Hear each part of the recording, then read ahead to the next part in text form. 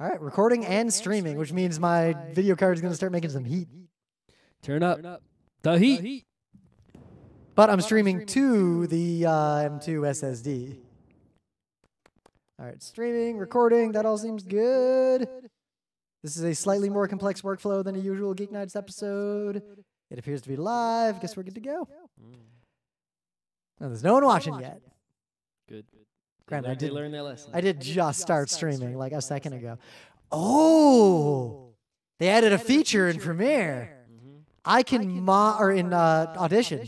I can monitor the levels of buses live because I'd simplify the workflow with a couple of buses. Can you tell me when the bus is coming? The bus is coming from your mouth hole and my mouth hole, and it arrives less than a millisecond after the sound departs our mouth holes. I meant the bus to story. Yeah, that sucks. Guess you could just city bike all the way home unless it rains. I could just take the train. I don't know if it's actually gonna rain. Like it feels like a storm. The other station is still open. I can go there just fine. Oh yeah, and they're pretty much the same walking They're distance. the same distance. It's just, you know. Boo boo. Boo boo boo. Oh, someone said echo in the chat. But I see why. I see why he heard You echo. have some software that is not muted. So what was not muted was this new feature where I can monitor the bus live. Yeah, and then it got recorded, that monitor. Oh, the other crazy thing that they added that's going to be pretty useful, they finally added auto ducking. You could do it before with complicated bus logic, but they made a feature that's just like, I want this track to duck that track, and it just works. So play music the whole time. I could. All right, it's Spooky Geek Nights. Here we go. How are we going to make this spooky? It's Monday. No, it's not Monday. It's Tuesday, October 24th, 2017, and this is a Spooky October Geek Nights. I'm Rim. I am the ghost of Scott. Ooh. And tonight, we are talking about a game that is called, and I am quoting directly, Sidereal Confluence, trading and negotiation in the Elysian Quadrant. AKA Space Cube. Cube Trader the game. Space Cube. All right. I think that's going.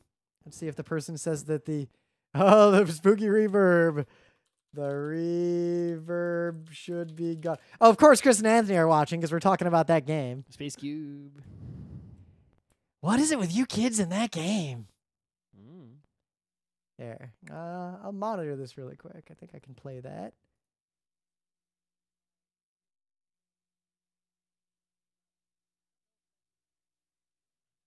Like it feels like a storm. The other station. Sidereal Confluence. Okay, I fixed it. Boop boop boo doo doo. Oh, why? Oh, it hid. He said ass to ass, and YouTube was like, "Do you want to let this chat appear?" Yes, I do. I clicked. I approved it specifically. I was like, "Yes, of course I do." Of course, you may say ass to ass in our chat. That is perfectly appropriate. Please push the limits and see what we will let you say or not say. All right. So yeah, it's October, and I am sticking to this theme of trying to make spooky themed episodes of Geek Nights, no matter how thin that theme is. You know what the spookiest thing is that in like 5 days, Geek Nights will be 13 years old? 12 years old. Yeah, 6, 12th 7, 8, anniversary 9, of 10, Geek Nights. 11, 12. That's old. If we had a baby then, that baby would be 12 now and could talk and be useful and be on the podcast. Well, Geek Nights can talk. Great. There's like 1,400 to 1,500 hours of it talking. Sure. You know, someday someone could. My hope is that long after we're dead, machine learning can take the entire archive of Geek Nights and continue to make episodes forever. That'd be cool. That's actually like kind of feasible. Actually, machine learning could probably just keep making episodes of Urusei Atsura and Ranma 1/2. So yeah, as we said, we did this thing that we, in our hubris, called ReviewCon when it was literally just us and a bunch of our good friends playing board games. But in our hubris, Con Plague appeared. And not in our hubris, but I wanted to GeekBite one of the games we played at this mini convention because there is no way we could ever do a full episode of Geek Nights on Spinderella. No, there isn't. Unless we expanded to talk about dexterity games or like, I already realized there are ways to take this game and make it better. Like you can make a pretty legit game. Sure. But the game is notable in that if you put it in a library at a PAX, I think a lot of people would check it out and play it once just for the novelty. Oh, yeah. I think it's the kind of game you don't even put away because you don't want, you just want to leave it on a table. Leave it set up, right? In fact, that's an idea for a future Unplugged, to have a table that has like in one area that has Rock'em Sock'em Robots, Spinderella, Crossfire, like all those kinds of games where people want to go and touch it and then realize they're not that good and then stop touching them. The board, like an arena of some kind. Yep. For, touching games. Interesting games. The one where you put the crane on your head. Yeah.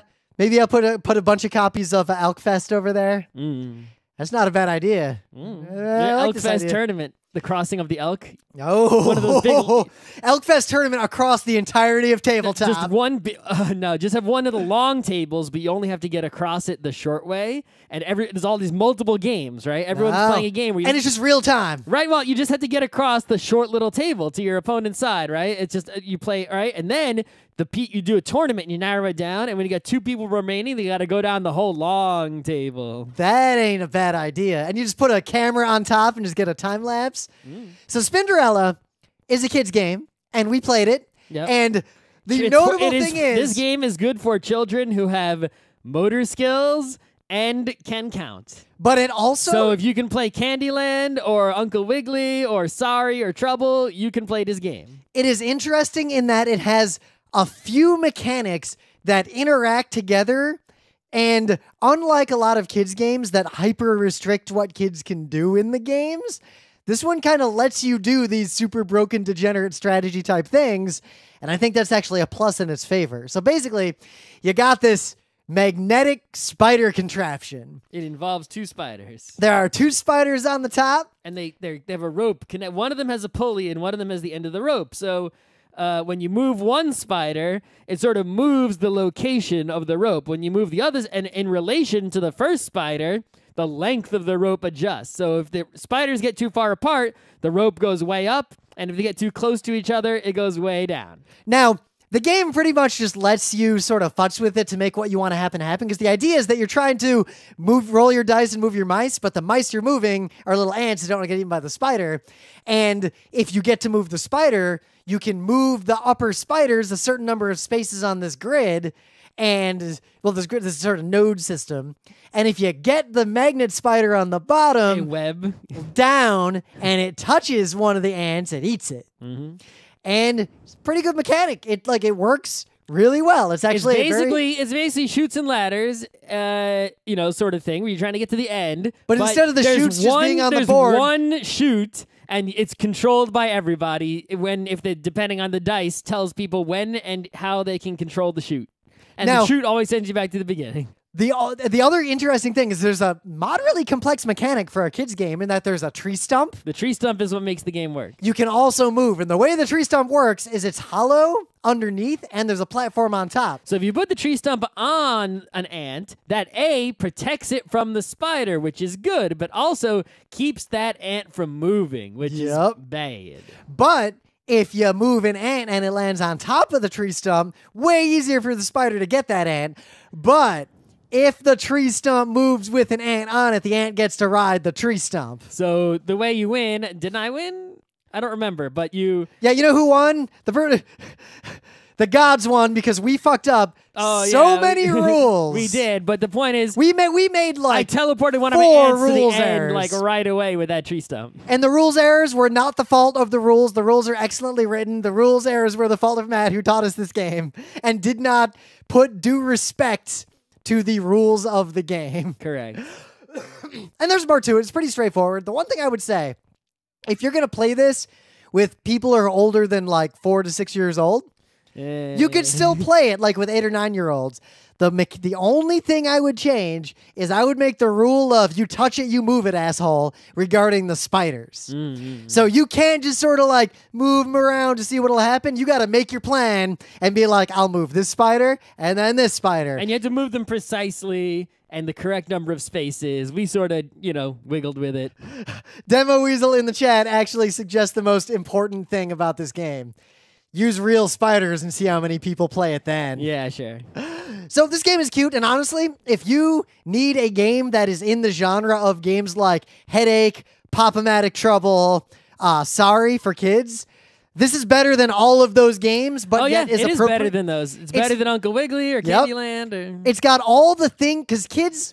I think the one difference is that this might be slightly harder than Candyland, because to play Candyland, you only need to know colors, but to play this, I put you need to know Candyland in a different genre. Candyland is one step down. I'm talking about games one step up from Candyland, where you literally do not make decisions, are games like Headache, Pop-O-Matic Trouble, and Sorry, where anyone over the age of 12 is not making decisions, but there are decisions that can be made in the game, and there is a choice occasionally to completely fuck someone else over. Because that is a mechanic of Trouble, that is a mechanic of Headache, that is a mechanic of Sorry. That is the core mechanic of Sorry. Yep. And that action, when a 6-year-old totally fucks over their dad in a game like this, or the dad totally fucks over the kid, that is what makes those kinds of games fun for families. That moment. Also, the spider mechanism is fun. The spider mechanism is fun and very well thought out. Just to play with it by yourself is fun. Yeah, if you set this up at a table at any gaming con filled solely by adults, I guarantee it would see pretty much constant action until everyone in the room had touched it at least once. Yeah, anyway. All right, so actual gaming news. So, everybody knows that, there's a lot of sexual assault accusations flying around these days. Most of them true. Maybe all of them. I pretty much give the benefit of the doubt in the appropriate direction in all cases. Yeah, but anyway, so, it's always the time to call people out, but obviously, I'm not saying you have to, because we all know that calling people out is often... has many negative consequences for the caller outer. Yep. But if you are brave enough to call people out, please do so, because it gives us great joy to see people go down and go down hard when they deserve it. NeoGAF. I remember NeoGAF from a certain panel we did at a PAX a long time ago. Right, so if you don't know, there was a forum way back called GAF, Gaming Age Forum, I think was it originally called, and it went down, but the community, they wanted to keep the spirit alive, so this guy made NeoGAF, and the guy, I never knew who made NeoGAF. Apparently, it's someone named Evil Lore, which is a typical bad internet person name. Well, there might be some nominative determinism here. Anyway, but Evil Lore is someone who has not had much visible internet presence. Not a person that people had seen around, not someone who used their social media in a while. So not like if Fark has Drew Curtis, who if you're on the internet who at Drew all, Curtis is. You can see him, you can talk to him, Yeah. He's out and about. Low Tax is tweeting all the time. Right. Evil Lore is one of those behind-the-scenes internet people you don't hear from ever. I didn't even know who this person was until this week. Apparently, he's a shithead, just like all the others I just mentioned. And he had been called out, rightfully so. And his response to being called out was to temporarily completely shut down NeoGAF. Now, I am not going... We're not even done with the... And then... He purged all posts on NeoGAF about his badness. All I was going to say is that... Banned many peoples. There is a presumption of innocence in the U.S. legal system, and I respect that because that is a very important part of our justice system. But at the same time, the actions that were taken by this individual are not the actions one would take if said allegations were in fact false. Mm-hmm. That is just a supposition I'm putting out there. Anyway... also, the number of times people make false accusations along those lines, considering, the repercussions of making even true accusations, it's pretty rare for there to be false accusations, which is why I tend to believe any accusations that come out. It seems like NeoGAF has always been kind of a hole anyway. Well, no, here's the thing that you're not letting me finish his story, and you obviously didn't read the story either. I have skimmed the top of this article. Yeah, you don't know jack about what's going on, right? Nope. Basically, but I'm buying Jackbox 4. Before they took down NeoGAF, all the people in NeoGAF were hitting Evil Lore hard where it hurts. Ooh. And that's why he took it down. He was trying to chill the dissent. And people were like, Evil Lore, you're a scumbag, ban me. That was the general sentiment on NeoGAF. And now that it's back, sentiment hasn't changed. Oh, yeah, you're right. Like, every moderator quit. Right, and they got new moderators, but they're anonymous now. Meaning it's all Gamergators, probably. Right, he shut down the off-topic sections of the site now and all this kind of stuff. So basically, he shut down NeoGAF to figure out how he could keep people on it from attacking him, and obviously that doesn't work because this is internet. And now it's back up, at least now, and I don't know. But yeah, I never went to NeoGAF other than a Google search result when it was relevant. Once. Yeah. One time. We went to NeoGAF once. Yeah, anyway.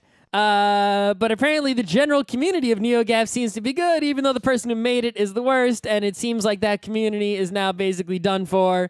Okay, that's fine. You know, that's actually interesting because I generally assume that places on the internet are bad places unless proven otherwise. So I sort of just assumed NeoGAF was kind of a hole. I actually have a mad respect now for the core community that they were like, fuck this. I mean, you didn't respect the people who made Dude Bro. Yeah, but I also read that not every post in the Dude Bro thread was good people. Anyway. Just saying. Not every post on NeoGAF is good people now either. But if you lonesome NeoGAF people who have fled in disgust and are afraid of these probably GG moderators are not listening to Geek Nights. If you find out about Geek Nights, just saying our forum's pretty good, and we will never have a problem like that. No, we definitely won't have that problem. And we are very proactive in banning people who do things. Anyway, so let's talk about the other mildly related news of things in the gaming journalism community area having problems. The Escapist. People don't know. I saw The Escapist on the very first day it went live. I was still working at IBM. I'd read it every morning. I was at RIT. I was on co-op at IBM. No, the original Escapist was not something you could read every morning. The original Escapist, they were trying to be a magazine of long-form video game, real hardcore journalism. And what it was originally was this website you went to, and you couldn't get text of the articles like a normal blog. It was trying to be like a PDF or some interactive, magazine, but just in digital form, right? But the content was so good. Oh yeah, 2005. I was working at IBM. Anyway, the content was so good then, but they didn't make a lot of content, and obviously their format sucked. But they had good peoples together who were making that content, and eventually, they made really good stuff, Escapist. And then, as they needed monies, they changed and changed and changed and changed and changed. And apparently it hasn't helped them because now they really need monies. They're not doing well. And they just got rid of, I think, I'm not sure exactly. It seems like they've gotten rid of all of their employees, all of paid people. It says the majority of its paid staff, but the words that I heard were everyone except Yahtzee Croshaw is no longer on the payroll. Wow. So yeah, I guess R.I.P. Escapist. You went downhill. I stopped paying attention to you a while ago. Well, so I don't have it's any. It's interesting though to note that something with such great roots, right, eventually, very quickly became a large tree, then a large dead tree, then a large dead tree that fell on someone's house. So I had heard a bunch of rumblings. I just Googled for it and I found some articles. So I feel like I must have gotten these rumblings from a bunch of sources, but it appears that Escapist went way down the Gamergate hole. Mm-hmm. It seems like the long decline accelerated rapidly. Well, right I think a lot of the people left, and it's all different people from what it was before. Just took the property away, right? Yeah, I mean, a lot of people I know who worked with them in any capacity bailed a long, long time ago. Yeah, but I knew people who were there back in the good days doing good stuff, and that's when it was good. Yeah, and then I guess they all gone. It's interesting when these sorts of things happen, though. Yeah, especially because unless you worked there, you never really know the inside story of who was making the decisions. And you always hope that years later someone will spill the tea. You know where that tea gets spilled usually? At some gaming con in a hotel room party 10 years after the biz went down. Yep. So in 10 years, we'll be at a MagFest or something, and someone in a hotel party is going to be like, hey, I was there. Remember Escapist? Whoa, that thing? Yeah, what happened to that? I'll tell you the real deal. Yeah, guy came in with a gun and shit went crazy. I don't think that's what happened. But yeah, we can't promise. Let's see. I'm not going to read part of it. Let's see. It's a serious situation. We can't promise that Escapist will last forever. It may have years left in it, or it may disappear tomorrow. We will do our utmost to keep the site running in an orderly fashion, whatever. But They went so high and they fell so far, and that's why it's notable. I hope that old Escapist content is out there somewhere, so that if you're actually interested in that, it's probably like going to be really valuable for somebody to go and find that original Escapist Yeah, stuff. because they were like long, well-researched essays about gaming. Like, they were fantastic. All right. Is Yahtzee a gator? We think Yahtzee was the only one who isn't a gator. I don't know. I stopped paying attention to him so long ago that I don't know what his opinions are. He was an internet funny man back in the few months that I paid attention to him. So I don't, internet funny men have a good chance of being gators, but I didn't see any evidence that he was. Yeah, never seemed to see his But content. I didn't see any evidence against, so who knows? I haven't watched any of his content. I don't want to. Like I don't want to. 5+ years. I don't want to say anything when I don't know anything. But yeah, Googling around, it seems like a lot of people are of the opinion that Escapist was like full Gamergate. Could be. I believe it. But anyway, things of the day. This video is not perfect, but it is a pretty good, succinct explanation of something that I actually know a lot about. And way back when I was playing Doom, when I was in high school, I was really big into modding Doom. So I used all those tools, and I made levels, and I made mods, and I was fucking around with the code, and I know a lot about line defs and side defs and how the textures worked and everything. But if you didn't know, Doom is not three-dimensional. Nope. And Wolfenstein 3D is even less three-dimensional. Oh, yeah. But the details of why Doom looked so much better than Wolfenstein from that perspective is a pretty interesting technical discussion, and this video goes into pretty good detail about the difference between raycasting and these other methods with sectors that Doom used, and why Doom was able to look so utterly amazing and yet would literally run pretty well on a 486. And this video just goes into John detail. Carmack is really good at programming. Yeah. That's like the thing he's good at. He wasn't good at making games. That's why, like, you remember, like, what was that game, Rage or something? Oh, yeah. It was like super garbage, right? But it's like, he's just really good at programming. That's why he's able to do stuff like that. But, that's the only skill he's got. Yeah, but basically, Wolfenstein used this raycasting thing where it would cast... The engine would basically cast rays to figure out what pixel to display somewhere. And because that is a performance bottleneck, you couldn't have walls that were at more than 90-degree angles. You couldn't have things that were at different Z heights. There's a reason why Wolfenstein is so blocky. Doom, you can have walls and angles, and shit can be real high up in the air. Because Doom just had it was still 2D, but it had this third variable that was like literally how high should we render this thing? And the way it did that. And you could go upstairs too. So it wasn't just showing you things being high, it was also like actually elevating you. You could fall down off of something down into the green slime that was flat. But the flat green slime floor. As you might have noticed, when you played Doom, nothing could ever be on top of any other thing. You could be an elevator. No, you couldn't. Well, elevators didn't actually move. Nothing moved up and down. And you could never be on top of another thing. There were still elevators. Anything under you was a floor that went down forever. You could jump off of an elevated surface and land on an imp. Yep, but you could not jump off of something and land on another thing. You could not be above another thing or below another thing. If you felt like you were below something, that was actually a ceiling and there was nothing above it.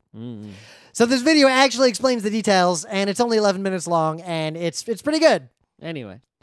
So there's this Twitter account called Magic the Giffening. Holy shit! Did I not know about this? And I feel can't stupid. believe you didn't know until now. So this is a little bit old. It's not that it's sort of recent, but not super recent because we haven't done Geek Nights in a while. But basically, what it does is it takes a Magic card from Magic the Gathering. It cuts out the area of the card where the art is. And it uses supposedly machine learning of some kind, or it could be just like Giphy. I don't fucking know. It could be anything. But it finds a GIF from the internet to put in that spot. And sometimes it is not so good at choosing something. It picks something weird that doesn't even make sense and is not funny or anything. But quite often it hits the nail on the head and creates a Magic card with a hilarious animated GIF that when juxtaposed with the completely unedited Magic card around it, provides seconds of hilarity, and it provides this multiple times a day. Follow this Twitter account and enjoy, even if you don't know anything about Magic the Gathering. It is funny for all. All right, I gotta get away from this tab or I'll be distracted. In the meta moment, the book club book, the 5th season. We're reviewing that on Thursday. We're gonna talk about it. So if you haven't read the 5th season yet, 1, you should because it's fucking amazing.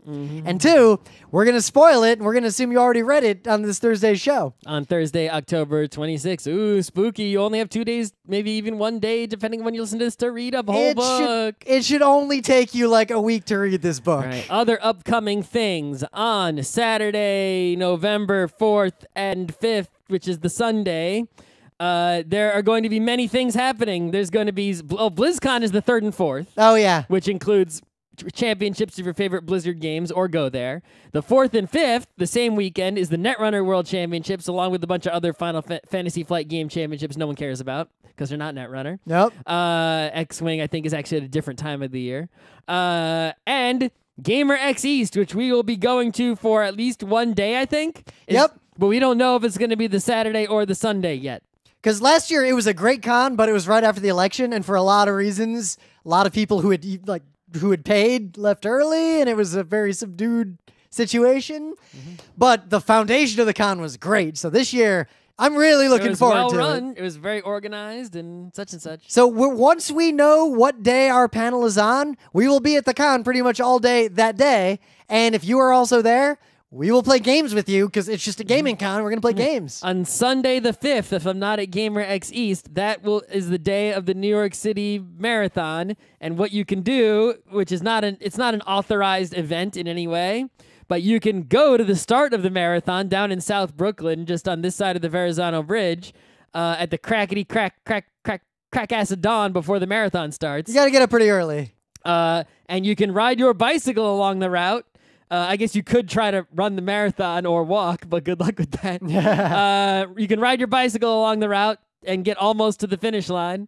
They don't let you to the actual finish line because, it's like a secure whatever. But anyway, and then find a way to get home because the bridge is closed. I remember last year I bailed right at the bridge so I could go home before that happened. Anyway. But yeah, if I'm not doing something else, I'll probably do that again because it was depending on the weather too, right? Yep. Okay, other things that are coming up. PAX Unplugged is real soon. That is going to be November 17th and 18th and 19th. Yes. In Pennsylvania. We're enforcing and we're doing an event. Yep, from 3:30 to 5:30 p.m. on Saturday. 2 hours. We're going to give a lecture that's kind of like our Play Dirty to Win panel, but pretty much just focused on fucking people over in Carcassonne. We're going to teach you how to play Carcassonne, how to win at Carcassonne, and then you're all going to play Carcassonne and see who wins. It's going to be real interesting to see who wins when everyone knows all the secrets of how to win. It's like battle bots, and we're making the bots and then making them fight with each other. It's like giving all these people like +10 magic swords and then having them swing them at each other. It's going to be great. I'm real looking. Also, it's a tabletop PAX. Like I've wanted that my whole life. That same weekend in New York City at the Javits is Anime NYC, which we would go to if it were not also PAX Unplugged the same weekend.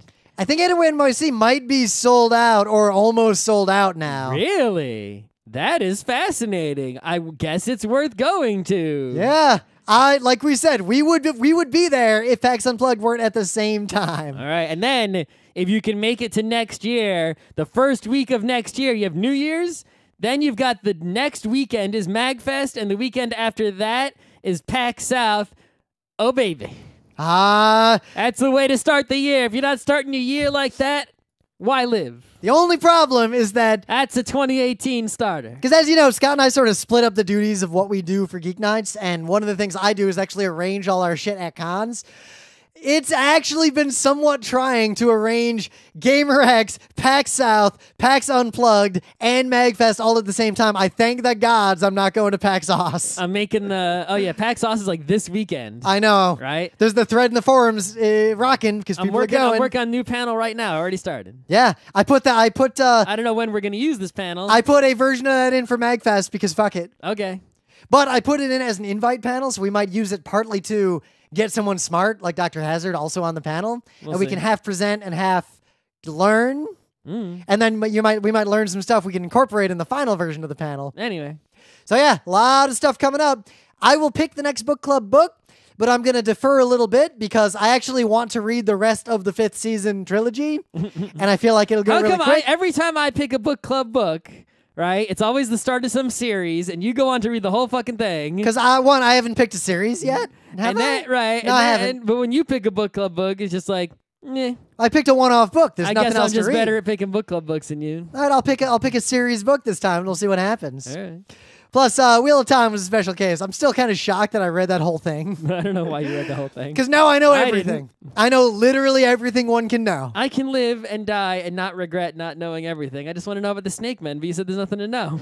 Well, there's a little bit to know, and I know it all. Okay, great. The problem is, knowing any one thing in the Wheel of Time is useless unless you know all the other things. I don't care about the other things. Yeah, you would, because the other it's dependent. But anyway, don't give a shit. The 5th season's real good, and you should read it. And if you have not read it yet, I'd recommend not listening to the show on Thursday, because we're going to assume you read it. You're going to wonder why I keep talking about so much meta moment. Oh, my God. All right, let's get into it then. So, we played this game at ReviewCon. Called Space Cube. So, this game is called Sidereal Confluence, Trading and Negotiation in the Elysian Quadrant. Now, the story that was told to me about this game, I don't know if it's true or not, but I totally believe it, is that someone was trying to make a big 4 or 5X game, like, a Master of Orion Eclipse situation, and they ended up making so much game, but then in the revision phase, they wisely trimmed away, because that's what makes things good, is remove all the cruft until you get the pure magical essence. And apparently they removed everything from the game, the combat, everything, except for this one part of the game where you deal with space trading of cubes and machines and stuff, and this free trading mechanic, and removed all the other X parts of the game. So on the super, super high level, everyone has a unique asymmetric character with its own nonsense. Right, so I got handed this big old card that looked like a race from, a game like Master of Orion, and I'm, reading all this text, and I'm like, oh my God, why do I have to play this? I don't want to... Let this be a video game. I don't want to have to learn all this. While you were reading it, I flipped mine over, and what I saw on the other side actually terrified me, because there was way more shit back there. Anyway. And it looked like game mechanics. Yeah, but I'm reading this card, and I'm like, why? These stupid nerds. I can't play nerdy games like this anymore. I'm not in high school. And then I see is that the game starts getting unpacked. All these cards start coming out. There's and I look a at the million cards with a million symbols and a pile of cubes, and I'm like, oh my God. And the fascinating thing about this game, and before we move any further, the game wasn't bad. I had a good time with it. Don't think that we're about to say this game is bad. No, I'm just telling you what I was feeling at the time as a chronology. But when I looked at the cards, it looked like ridiculous bullshit. The graphic design has much to be desired, and it makes it look like a scary game. And the thing is... It is a scary game, but not nearly as scary as it appears to be. No, that's the thing I'm trying to get at, is the game looks way scarier than it really is.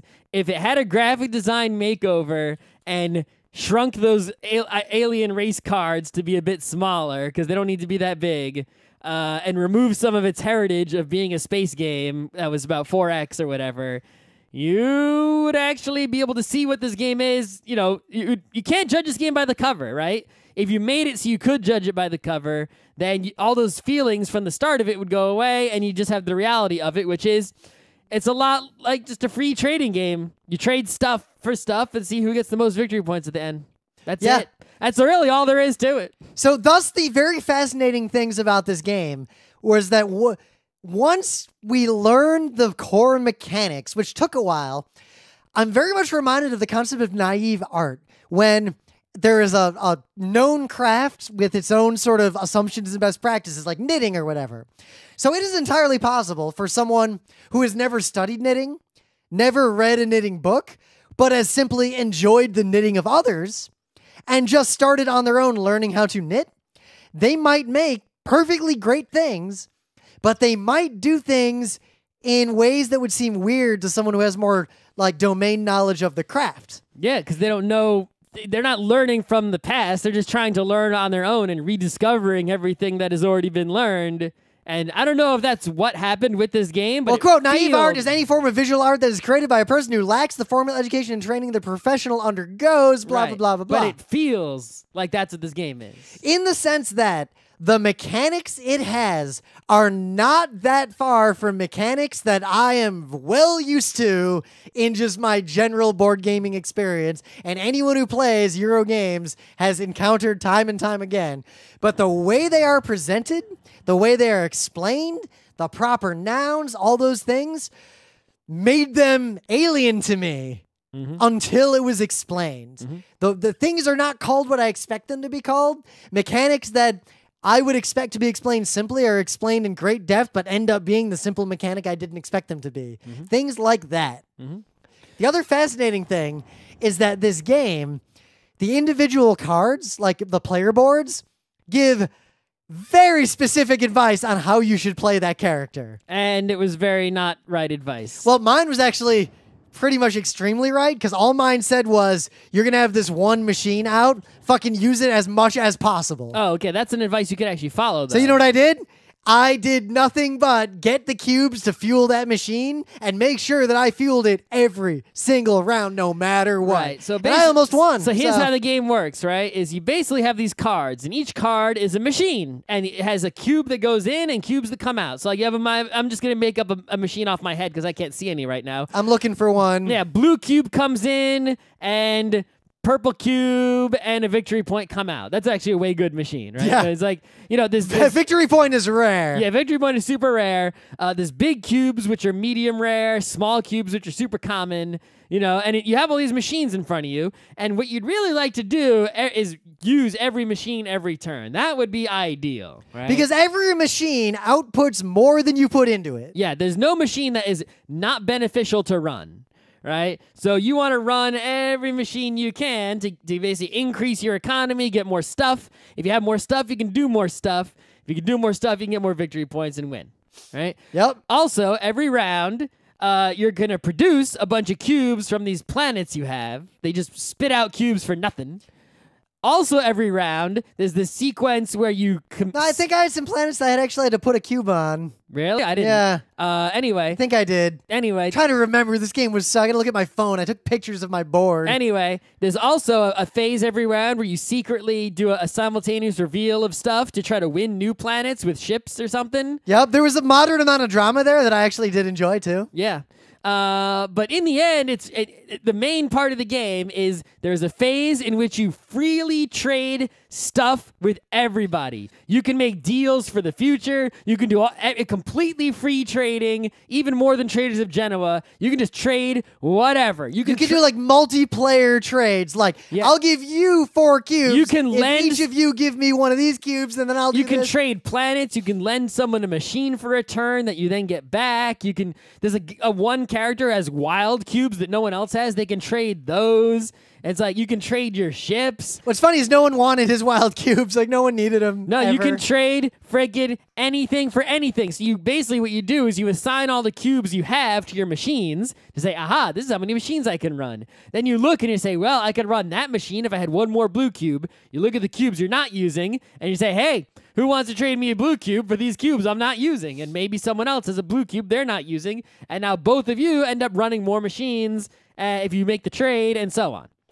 So every turn, you're trying to make trades to run as many machines as you can, and then you try to get stuff in the auctions and the buying phases. But what you're actually trying to get, the only thing you are judged on in the end are these purple victory points, and there are not many ways to get them. The main way to get them is to discover new sciences. And what are new sciences? They're really just machines, right? There's a stack of cards. There's some weird mechanics around them, though. Like, if I was going to design a game like this, I would probably get rid of that and let it just be the core machines and not this somewhat complicated science. But anyway, science. The way to get the most points is to basically discover these science cards, right? And when you discover a science, you get this new machine because you discovered some science, and then you get to use it, and then the next turn, everyone else gets that machine too, right? So you get the exclusive right to use it for a turn, and then everyone else gets to start using it the turn after. However, that might not seem like, well, why would I discover this science if everyone else gets to use it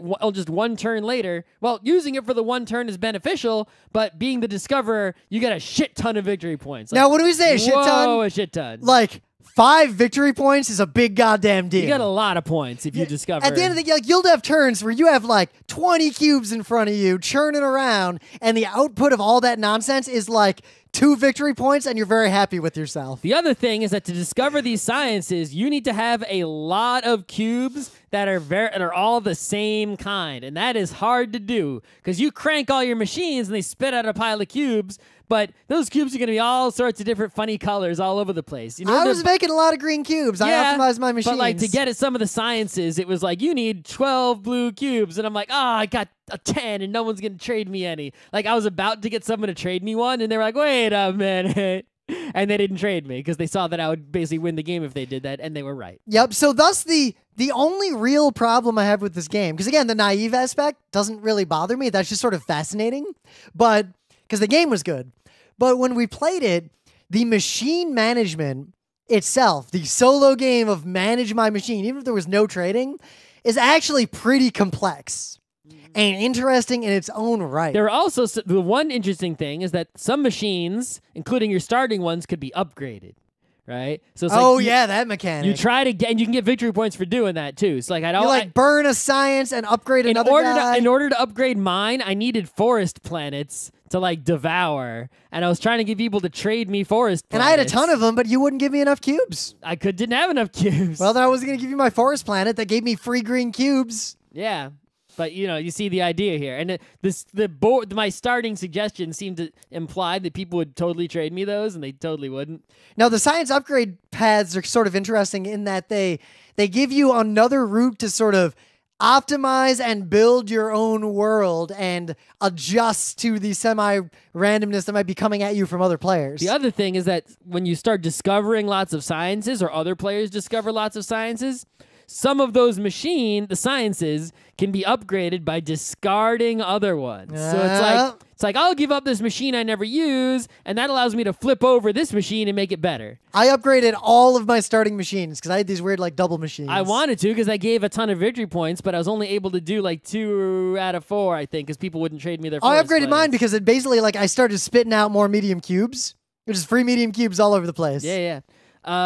My ability was that if I got a planet from the board, not from trading, but if I bought one in the auction, then basically it would be a double planet and spit out double the cubes, and that was crazy, ridiculously powerful, which is why I was trying to win a planet every single turn. Yep. However, my ships were like half power or something because I was the plant people. So I had to get tons of ships and trades with people and then spend them all. See, the machine I kept cranking that it told me crank, it gave me a ton of ships every time I cranked it. Mm-hmm. So I always had a bunch of ships and pretty much could get whatever I wanted. Mm-hmm. Anyway. So the other really interesting thing is, remember how we said that the game gives very specific advice to the players? The game gives... I've never seen a game give this detail of helpful directional heuristics. It was like a strategy guide. So on every machine, there'll be a ratio. It'll be like 3 to 4, or 3 to 5, or 1 to 2, or 3.5 to 4, or 3 3/4 to 4. The game basically assigns an arbitrary value to everything that can be in the game, like every kind of cube.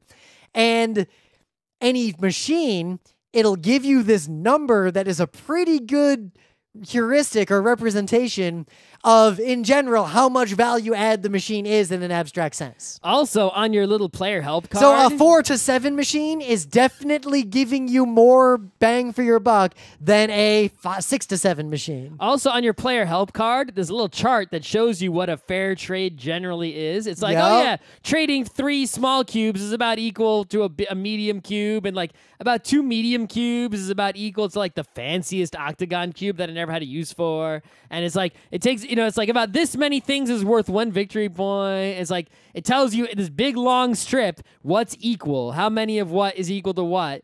And that is so nobody, if you pay attention to that, you shouldn't be able to get ripped off because you know what values of things are instead of having to just guess. Yep. Like I've seen a lot of people, that's good, I think, because first of all, I think you got to avoid being trapped by that because there's times where it's like, well, I need to make this uneven trade because actually it pays out bigger for me because I can activate 1 more machine. But also, a lot of people who play games with open trading have no idea how to value things at all when there's just free valuing. Now, if it's a relatively simple game, figuring that out is one of the skills of the game. I feel like if I had to figure that out, I just wouldn't have traded with anyone. Maybe. Because this game's got so much going on. Yeah, but it's like, people who play games with just like where they have to value things on their own.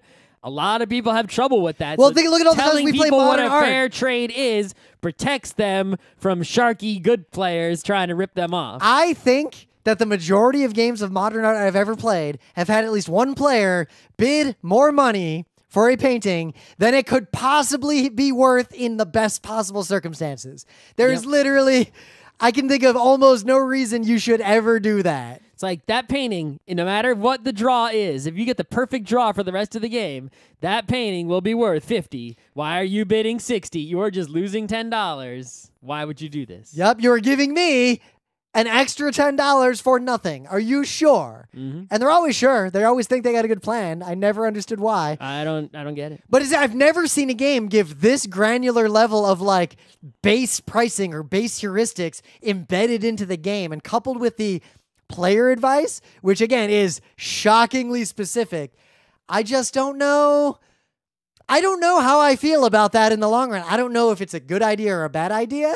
I don't know if it's a sign that maybe the game needs to be more elegant, or if it's a way to take a messy game and make it playable with a smaller number of learning games.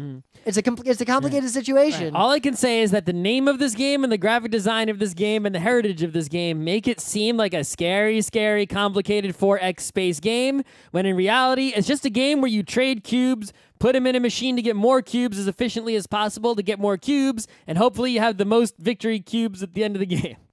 It's a really straightforward kind of game. If you like trading with people and bargaining, then this is the game for you, especially if you like wooden cubes and an outer space theme and asymmetry, a little bit of asymmetry. This game could be way fun for you. It's like, hey, it's not bad. But I think if they fixed the graphic design and maybe reduced some of the text on the cards, it would actually be much more approachable. So you gotta, if you're really in the mood for trading, Traders of Genoa or this. It's hard to say, though, because at the same time, a lot of the clutter on the cards is things like showing you what's on the back of a card that could be flipped. Yep. Or that heuristic, which I feel like without the heuristic, it would take a couple of plays before you could actually play the game. Yep. So the other real problem is that if the game is primarily about trading, among our group, which was all like super savvy, sharp players, no one was willing to trade unless they were fucking ripping someone off in most cases, which is how we do. Mm-hmm. So there wasn't that much trading. Right. I would always, like almost always, if I couldn't get a good trade, I'd just say fuck it and work on my machine. And Matt gave some good feedback that by the time he had optimized his machine and knew what he wanted to do to trade, everyone else was done trading and didn't care anymore. Well, he was just slow. Nah, I feel like it's more that the machine and the trading are both equal cognitive loads, and unless everyone in the group sets the balance between the two in terms of how they spend their term and around the same place, either some people are never going to get to trade. Well, I think his cognitive load was bigger because his cubes were wild, whereas True. Mine was just like, I went down each machine in order of efficiency and power, and was like, can I power this one? Yes, I have the cubes for that assigned. Yep. And I just went down until, I can't possibly power any more machines, and I can't possibly get more efficiency out of the machines. Let's look at what I have left and try to trade it to get ships and whatever I need. See, I would look from the perspective of, here are things I want to do and here are things I like to do, and I would make a short note in my head of the kinds of cubes I need to do the things I'd like to do, and I wouldn't actively try to trade with people. I would listen, and if I heard anyone say the type of cube that I needed for the thing I'd like to do, I would look up and try to make a deal, but otherwise I ignored what everyone else was doing. Mm-hmm. And then I had a second bucket of things I had to do and I can't do with my machine. And that was the only time I would actually go up and say, anyone got any green cubes? I need green cubes. Anyone? Any Bueller? Anyone? But I do feel like a problem is if I were trying to play this game more seriously, there's another thing I'd have to take into account, which is the thing you take into account in every other game that allows trading. How close is Scott to winning? Yep. How many points does Scott have? It was very difficult to track the positional heuristic. I wanted to sort of spread my trades evenly right, in the game, so that way I wouldn't benefit anyone else more. Because when you trade with someone and you're not getting ripped off, you're basically boosting the two of you ahead of all the other players. Yep. So if I trade with everyone evenly, I'm boosting myself, boost 4 times because 4 other players. But that's not enough. You and got to pay attention. They're getting boosted once each. Is Rim trading with Chris a lot? Because if that's true, you don't want to trade with Chris at all, probably. Because then if you spread evenly, Chris is still +1. Yep. But I don't think there's any way for a human to keep track of that. I could not keep track of who had what points really at all. It was too hard. And plus, you get these victory point chips and keep them secret behind a shield. Yep. So, yeah. So what I wonder is the people who are deeply into this game and really focus on the trading, I wonder if they just trade more without considering the true ramifications of their trading. Well, the victory points are behind a shield, too. Yeah. Or are they perhaps the kinds of people who might be drawn to this kind of gamer graphic design, the kinds of people who will let the game take 6 hours to ensure that they fully explore the trading and the machining on every turn? Because this feels like the kind of game to where there are people who will play it for 6 hours and enjoy every minute of those 6 hours. We played it much faster than that. I could not. If we played it again, knowing the rules now, we could play it much, much faster than it looks like. It looks like a game that will take 6 hours. We could play it in like 1 hour and maybe a little more. I think hour and a half we could crank this game out if everyone already knew how to play. And I didn't have to remember anything and such and such. And everyone is willing to not try to track a true positional heuristic of all the other players. Because I don't think it's possible. I wonder if you could make the trading more interesting. You couldn't really fully structure it because then it'd be a very different game and it would probably take a lot longer. But if there were some way to implicitly advertise trades, like if you had a set of boards, you could like just put in front of you that's like, I want to trade this. Because I know if I could have looked up and seen advertised trades, that might have sped up my own turn. Instead of everyone yelling at each other all the time. Well, the one thing this game actually got me thinking about was not something I think this game should do, but maybe for a different game is, you just talked about the knowing who you're trading with, because you don't want to boost the person who's in first along with yourself. You want to trade with people below you, right? Or even with you to boost up and catch up to the people who are ahead of you if you're not in first already. Is a game where somehow you could trade but not know who you're trading with. You just see deals and you can make them or not make them based on their own merits, not knowing who's on the other end. And that, just some kind of game. I'm sure there might be a game like that, but, I've never played it. It would be cool if there was a game like that. Perhaps it could use some sort of market as a middleman to obfuscate who you're trading with or something. And thus, you wouldn't have this sort of like politics that would go in a game like that, but you still have all the fun of trading and making deals because you'd be like, all right, I'll trade 3 blue cubes for 2 greens, and it's no one knows it's you, and so anyone who's willing to trade 2 greens for 3 blues sees that and is like, But that also does remove what a lot of people like about these kinds of freeform trading games, which is the negotiation. Yes. No, the negotiation. Well, I think here's the thing. I think if you did this, you could somehow keep the negotiation, right? But by making the recipient of the person offering the trade anonymous, I think you actually flip the negotiation to the other side, right? If I go to you in a game, Rim, and I say, hey, Rim, I see you got 2 greens. I'll trade you 1 blue for it. What do? You go, give me 2 blue. Because I'm the one asking, and I'm asking you. Well, right? that was it. You kept saying, hey, anyone got any forest colonies? I'm like, fuck you. Exactly. As I look at my 5 forest colonies. Exactly. But now let's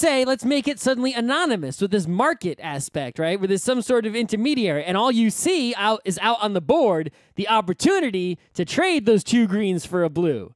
And maybe someone else sees it too. So suddenly, no longer is it, I'm going to give Scott as little as I can for that blue I need. It's now, I need to get that blue because someone else is going to take that deal off the board. And now you're suddenly putting 3 greens or 4 greens because someone else is going to put in 3 greens, right? So just by taking away knowing who the recipient is, you can suddenly... It's now more of an eBay situation and less of a give Scott as little as possible situation. Thing is, that'd be easy in a video game. That is very difficult to do in a physical game. Oh, yes, obviously. But that's why I wonder if some sort of player aid, like not a rule. Like I don't want to add structure to this. I don't want it to be like Res Publica, where like I have 2 blue cubes. Yeah, no. Oh, Res Publica, that's right. I have 2. I don't want that. Yeah, that was interesting though, but yeah, not that. Yeah, but I really wonder if you put some soft mechanic where there were player aids, like a pool of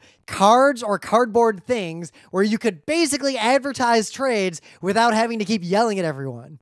Like you have a common area in the middle, and I can just put like 3 advertised trades. Like I'm willing to trade blue cubes, and I like here's 3 blue cubes I'm willing to trade. If there was some red. physical mechanism for creating a trade advertisement, and then you could shuffle them. Yeah. Right, and then you splay them out, and you know which ones are yours because you made them. Oh, I don't even want to shuffle. I don't even care about the anonymous part because even better. You know what? Maybe some of them are yours, and you know what? You shuffle them up and you splay them out. Right? What if you accidentally trade with yourself because you're stupid? I put down trade 1 blue for 2 green. Right? Yep. Maybe I want to turn a blue into 2 green, so I put it out there and then I use it. Nah. I make the deal with myself. But I guess. Oh, but those are my 2 green. Yeah. Oh, yeah. Never mind. That's like buying your own stock through Scottrade. Like you're just paying $14, son. Yeah. So, but because it is impossible to keep a reasonable positional heuristic in this game on all the other players, and you have to just sort of ignore that aspect, I feel like you can avoid the politics situation by just letting it wash over you and focusing on making a good machine. That's what I did. And focusing on good trades. That's what I did. But then to keep the spirit of the game, instead of doing a structural change like you're talking about, just having physical implements to be able to advertise trades without having to yell constantly. That would make this game cleaner to play.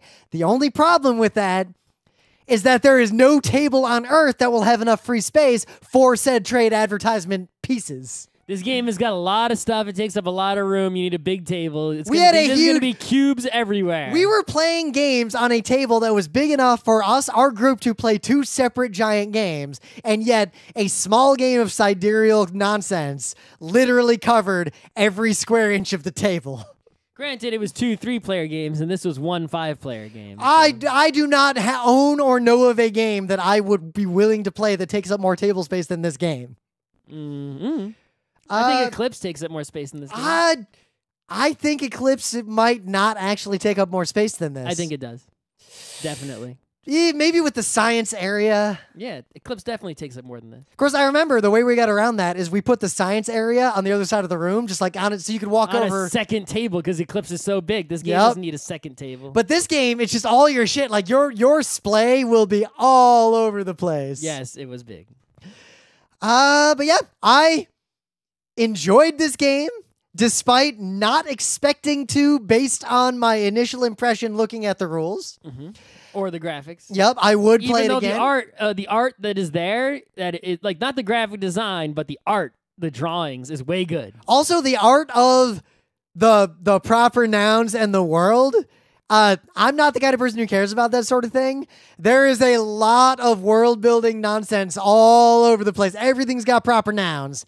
Everything. And the proper nouns are very proper nouny. Anyway. So yeah, if you want free trading, a big pile of cubes, some sort of relatively hardcore-ish board gaming. And a relatively unique experience. Yes. Because I've never played a free-form trading game that has this scale of nonsense to deal with. Then go for this. Otherwise, don't go for this. But if you want to trade, you can play Bonanza or Traders of Genoa or something. Bust this game out if you've got friends who are a little bit bored of games like Traders of Genoa and have already played a lot of games. This is not a baby's first board game. No. By any stretch. I'm done. But I do want to play it again. I will play it again. I might play it again. I want to play it at least one more time. Sure, I could go. I could do.